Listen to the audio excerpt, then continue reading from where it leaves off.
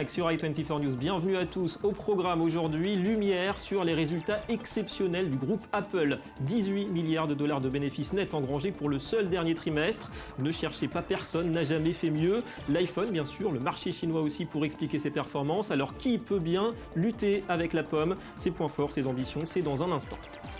Et puis sommes-nous vraiment sortis de la crise financière de 2008? Comment expliquer la mollesse de la reprise en Europe et ailleurs? Le point avec un expert d'Ovzera sur les réponses des États et des banques centrales à la panne de croissance au niveau mondial. Ce sera dans quelques minutes.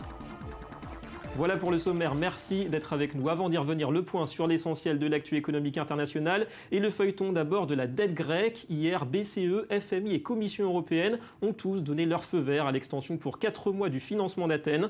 Un plan qui arrivait à son terme samedi. Bruxelles donne son accord de principe aux réformes soumises en échange par le gouvernement de Tsipras. Un sursis pour ce dernier, contraint tout de même de reculer sur certaines de ses promesses électorales, salaire minimum ou arrêt des privatisations. Un engagement, une priorité en revanche, la lutte contre la fraude et l'évasion fiscale. Les économistes estiment que le marché noir, c'est-à-dire ceux qui ne déclarent pas leurs revenus, pèse environ 25% du PIB grec. Si vous extrapolez aux rentrées d'impôts qui pourraient être ajoutées, nous parlons de plus de 12 milliards d'euros par an qui ne rentrent pas dans les caisses de l'État. En Espagne, c'est sous la menace d'un autre parti de gauche radicale, Podemos, que le Premier ministre conservateur, vous le voyez, Mariano Rajoy, défendait hier son bilan. Devant les députés à Madrid, il a fait part de son optimisme pour la croissance, 2,4% attendu pour cette année. Il a aussi dévoilé une série de mesures sociales en se posant en garant de l'État-providence à 1 an maintenant des législatives. En 3 ans, nous avons renversé la situation. Nous étions en train de sombrer, nous sommes maintenant en croissance. Cela nous a pris 2 ans pour récupérer, mais maintenant, nous voyons les signes de croissance, de création d'emplois et de retour de la confiance pour les investisseurs et les consommateurs. Oui, malgré le retour de la croissance l'an dernier, plus 1,4%, et bien près d'un Espagnol actif sur 4 est aujourd'hui sans emploi. En Europe, toujours cette fois au Royaume-Uni, on notera ce coup de pouce plus que bienvenu pour David Cameron et son camp conservateur. À un peu plus de 2 mois des élections générales, c'est l'OCDE, ni plus ni moins, qui félicite le gouvernement britannique pour son action économique. Londres affiche la croissance la plus élevée du G7, 2,6% l'an dernier, et cela devrait durer d'après l'OCDE, qui appelle toutefois à davantage d'efforts pour réduire les inégalités. Bien joué jusqu'ici, monsieur le ministre, mais vous devez aller au bout. Le Royaume-Uni a un plan économique à long terme et il doit s'y conformer. Vous avez réduit de moitié le déficit, mais il reste relativement élevé et par conséquent, la consolidation fiscale doit continuer. Aux États-Unis, la remontée des taux directeurs attendra sans doute au moins le milieu de l'année. Voilà ce qui ressort du discours hier de Janet Yellen, la patronne de la Fed. Yellen satisfaite de l'accélération des créations d'emplois et du taux de chômage descendu à 5,7%. Déception en revanche sur le front de l'inflation et des salaires dont la hausse tarde à se concrétiser. La chute des prix du pétrole aura un impact négatif sur les producteurs, avec sans doute des pertes d'emplois dans le secteur. Mais globalement, il y aura sans doute un vrai effet positif pour notre économie. Un détour par Hong Kong, où les autorités font le bilan des manifestations pro-démocratie, on s'en souvient l'an dernier, auxquelles elles imputent le recul de la croissance, 2,3% en 2014 contre 2,9% en 2013, en dessous en tout cas des prévisions. Le vaste mouvement populaire a affecté de nombreux secteurs de l'économie, mais aussi la confiance des investisseurs. Le mouvement d'occupation a affecté le tourisme, l'hôtellerie, la restauration, la vente au détail et l'industrie de transport. Pour compenser l'impact sur la confiance économique, je mettrai en œuvre des mesures de soutien ciblées. Voilà, et puis sachez qu'en Chine, les commandes à l'export ont connu en février leur plus fort repli depuis 20 mois, d'après HSBC Markit.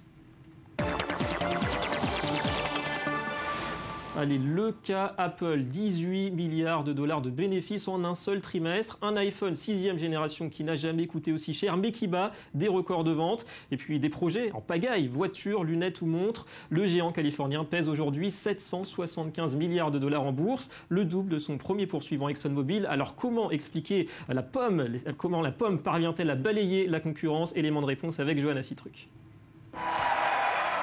Une capitalisation boursière historique supérieure à 700 milliards de dollars et des ventes sans précédent. Au 4e trimestre 2014, Apple a engrangé pas moins de 18 milliards de dollars de bénéfices nets. Un record principalement dû aux iPhones. Aujourd'hui, Ces ventes représentent près de 70% du chiffre d'affaires de la marque. Avec plus de 74 millions de modèles écoulés, Apple a même rattrapé son plus grand concurrent, Samsung. Et ce, malgré des prix parfois très élevés. Il faut débourser jusqu'à 749 $ pour la version la plus complète de l'appareil. Mais pas de quoi décourager les consommateurs. L'iPhone se situe dans la catégorie des produits de luxe, donc dans cette catégorie, le prix reste raisonnable. Beaucoup de smartphones, mais aussi des ordinateurs et des tablettes. Sans compter qu'Apple travaille sur différents projets. Dernière rumeur, la conception d'une voiture électrique pour concurrencer les spécialistes du secteur. Mais la nouveauté la plus attendue, c'est probablement l'iWatch, une montre connectée dont la commercialisation doit débuter en avril. On va pouvoir communiquer avec ses amis plus facilement et surtout on n'a pas besoin de sortir son téléphone de la poche. On risque de le faire tomber, de se le faire voler même. Là la montre elle reste au poignet. Si on veut la cacher on a juste à la mettre sous la manche et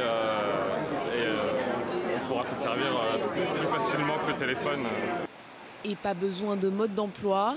Malgré la diversité des produits, la technique d'utilisation est toujours la même. Une stratégie de fidélisation bien ficelée. C'est crucial pour le consommateur de pouvoir naviguer dans un environnement qui lui est familier. Ça aide à passer d'une machine à l'autre. C'est comme ça qu'on fidélise les consommateurs et qu'on les pousse à utiliser plus ce qu'on leur propose. C'est cela le jeu d'Apple. Ils veulent plus de produits Apple aux consommateurs qui apprécient l'environnement Apple. Et en plus de tous ces produits divers et variés, Apple a récemment prévu d'investir dans les énergies renouvelables. 1,9 milliard $ pour la construction de 2 data centers écolos en Irlande et au Danemark. De quoi redorer son image après les révélations inquiétantes sur les conditions de travail chez les sous-traitants de la marque à la pomme. Des zones d'ombre tout de même pour ce tableau quasi idyllique. Avec nous un spécialiste du high-tech. Bonjour Jérémy Brabé, cofondateur de Psartech, start-up dédiée à l'impression 3D. D'abord, est-ce qu'Apple, pour maintenir quand même sa croissance et résultats financiers, aujourd'hui Apple est obligé de se diversifier peut-être? Apple s'est toujours diversifié. Apple, pour maintenir ses marges, a toujours attaqué de nouveaux marchés. À l'époque, c'était le Macintosh, puis on a vu le iPod, le iPhone, le iPad. Et demain, ce sera peut-être effectivement la voiture et de nouveaux marchés. Donc ce n'est que la continuation d'une stratégie récurrente. Créer des niches et avec une prise de risque aussi. Alors Apple, on l'a compris, géant de l'innovation, géant aussi financier, on l'a bien vu, avec quand même des soucis, des soupçons d'évasion, d'optimisation fiscale. C'est un problème quand même assez récurrent chez les géants du high-tech, Facebook, Google. La tentation est trop forte. C'est des sociétés qui ont d'énormes revenus et d'énormes liquidités, d'une part, qui ont une implantation internationale. Donc, l'occasion faisant le larron, l'optimisation, ce qu'on peut appeler l'optimisation fiscale, est, je dirais pas nécessaire, mais c'est beaucoup trop tentant pour eux. Pour des grands groupes comme ça. Merci beaucoup, Jérémy Brabé, pour ces précisions.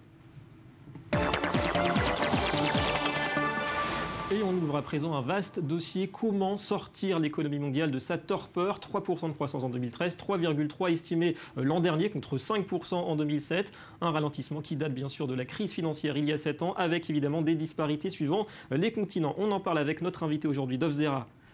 Bonjour. Bienvenue à vous. Expert en économie internationale, ancien directeur général surtout de l'Agence française de développement. D'abord, est-ce que pour vous, la planète est partie pour une longue période de vache maigre, croissance molle, croissance faible?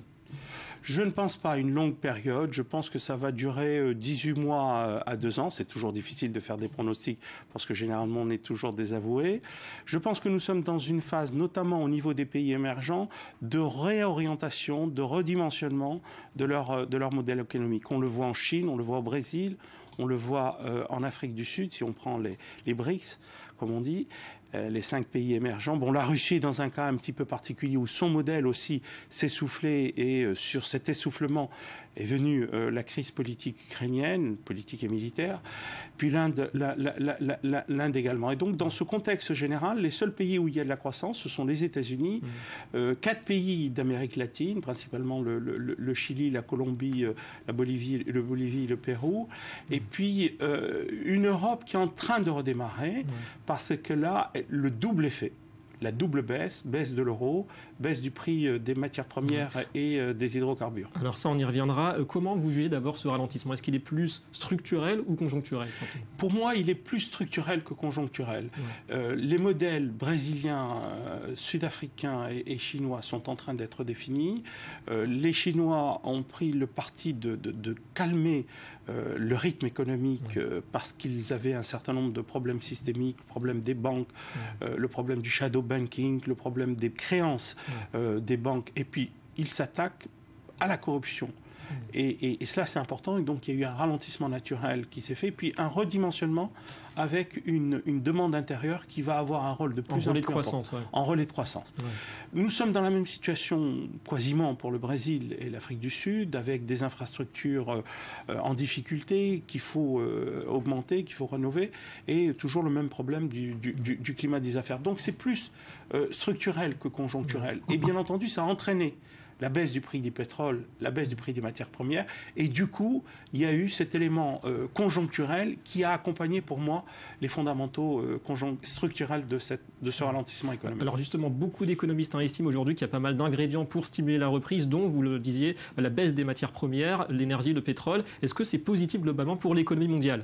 Oui, c'est d'abord très positif pour une Europe, une zone euro, qui bénéficie donc de la double baisse dont je parlais et qui va aussi engranger les effets positifs de toutes les mesures d'austérité, de rigueur prises après la crise des dettes souveraines. Parce qu'il y a eu la crise de 2007-2008 des subprimes, mais après nous avons eu, nous Européens, la crise des dettes souveraines. Donc il va y avoir un redémarrage européen, probablement plus important que celui annoncé. États-Unis, Europe, et puis ces pays émergents qui redéfinissent leur modèle vont faire que, avec bien entendu la baisse des matières premières et des hydrocarbures, vont faire... Distinguer quand même le cas des émergents de l'Europe. C'est qui les grands perdants finalement dans l'histoire?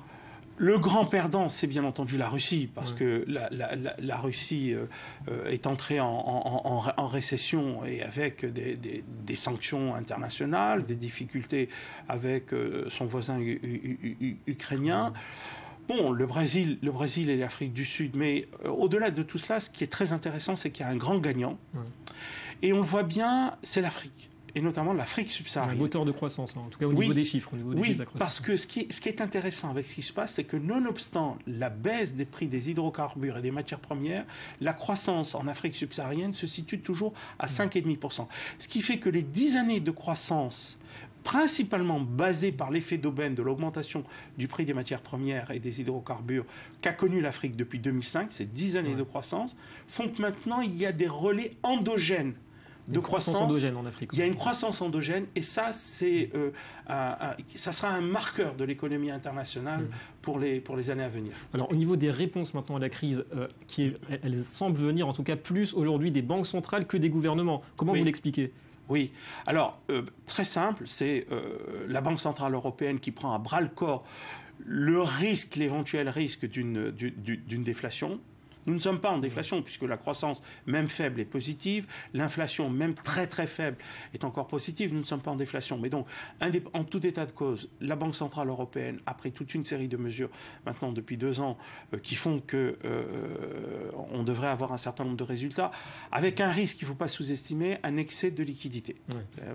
Un risque important. Merci Et puis, même en Chine, on voit très bien que la Banque centrale chinoise prend des mesures, mais des mesures très mesurées parce qu'ils veulent réadapter leur modèle. Merci beaucoup, Dov Zehra. On aura l'occasion de parler avec vous. Merci d'être venu dans cette émission. On va passer maintenant au Media Watch.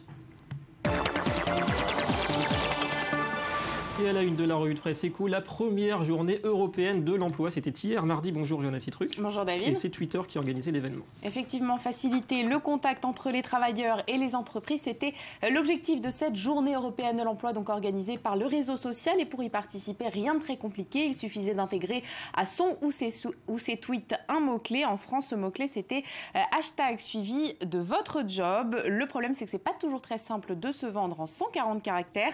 Résultat, certains internautes internautes ont dû faire preuve d'originalité pour se faire remarquer. Et le Huffington Post a sélectionné quelques messages plutôt originaux. Il y a par exemple le flashcode qui redirige vers un CV complet. Il y a aussi une fausse publicité. Il y a la une d'un journal détourné, donc celle de Charlie Hebdo, comme vous l'avez vu à l'écran. C'est assez visuel et ça plaît en général aux recruteurs.